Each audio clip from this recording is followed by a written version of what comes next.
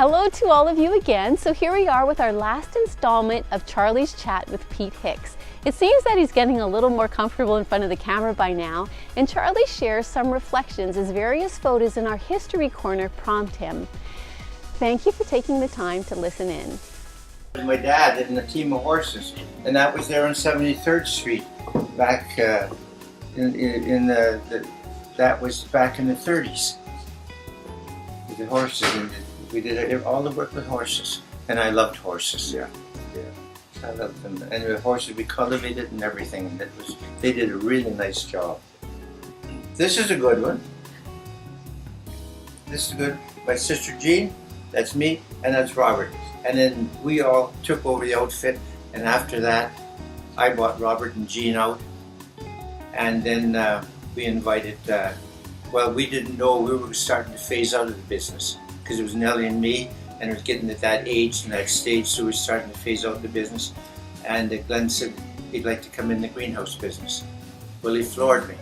So we came in, and then as things started to move a bit, we decided to invite Sharon and Dan in.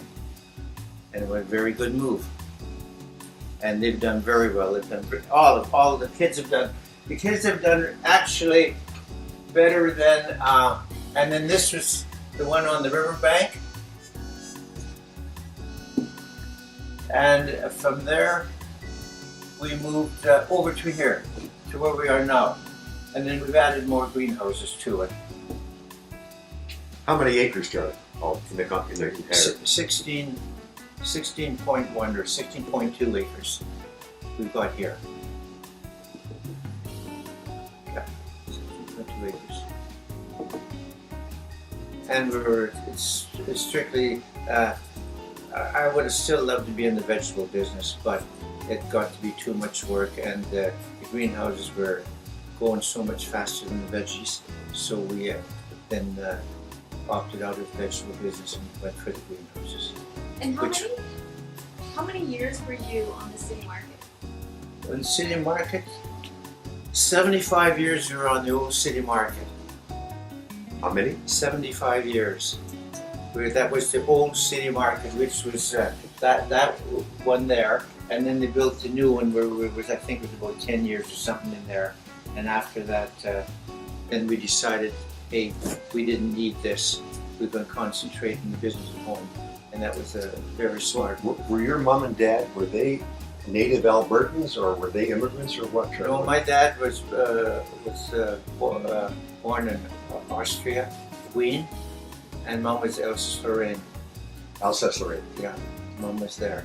And when Dad came to this country, he rode the rails from the East Coast to the West Coast, and he liked Edmonton the best. Could you imagine?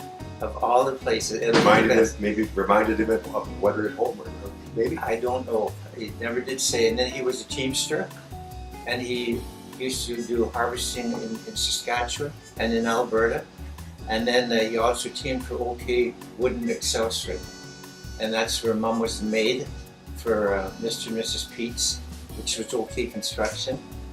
Her Pete's was OK Construction, and then that's where Dad met Mom, and then they got married, and then they started in 1919. They started the business.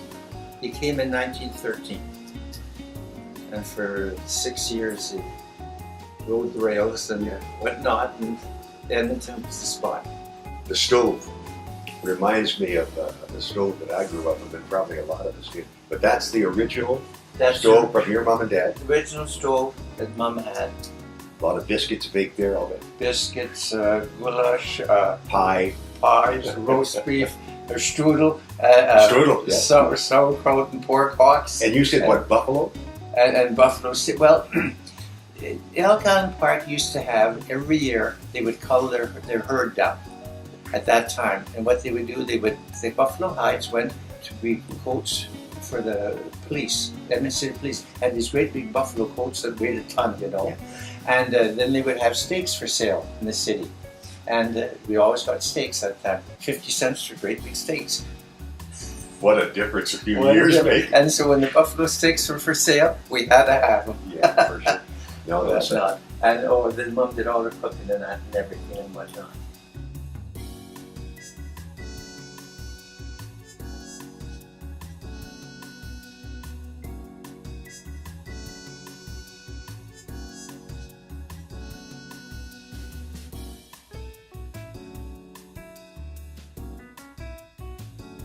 Well, it's been an honor to share bits and pieces of our greenhouse story with you all, but we would be remiss, however, if we did not recognize the part that you, our faithful customers, have made in our historical canvas. On behalf of our family, I would like to express our gratitude for your continued support and encouragement. Thank you so much. And thanks again, Pete, for being part of this project. We can't wait to see you all this spring as we celebrate our 100th year of growing for you.